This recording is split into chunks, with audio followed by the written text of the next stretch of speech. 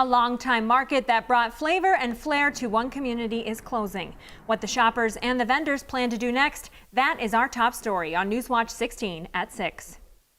Good evening and thank you for joining us. I'm Chelsea Strube. We learned this weekend a Fixture in the Scranton area is closing next month.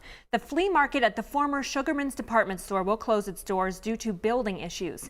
Newswatch 16's Rose Itzkevitz has more from shoppers and vendors on where they will go from here. Before there were Walmarts and Targets everywhere, right here in Archbald, there was Sugerman's. Sugerman's was this huge department store where you could find anything. You can see the size of the building. This was a huge store, and there wasn't anything you couldn't find. You know, it's a very old place and have a history. Technically, it hasn't actually been a Sugerman's in many years, but the fact that this sign still stands says it all.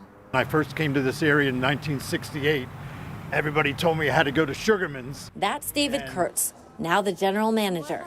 Sugerman's eventually became this beloved flea market, still known as Sugerman's, but technically called the Shops at Einon.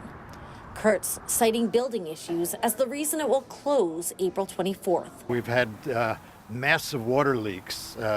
We actually have lost a total of 52 million gallons of water. Sugerman's is like a historical landmark almost to local people, and I'd hate to see it gone.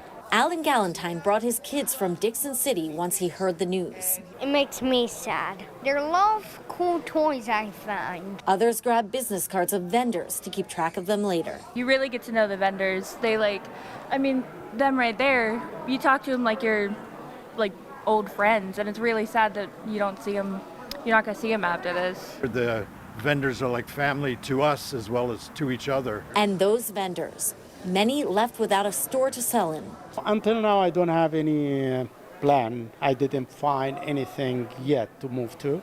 But hopefully before the 24th, we'll find some place. It was just so sudden. They called us here and told us that they were doing some other things to the building and we had to go. Definitely a kick in the face. Sucks because business was just starting to pick up here. As for the building itself, the general manager says they're in negotiations with other retail outlets.